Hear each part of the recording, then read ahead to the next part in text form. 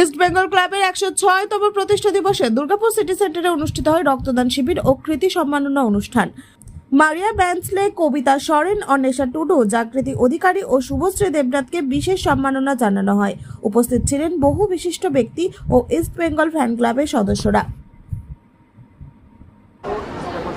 এবছর রক্তদান শিবির উন্মোচন করা হচ্ছে। সব নিয়ে কীভাবে আরও কী কী প্রোগ্রাম আছে একটু জানার আছে?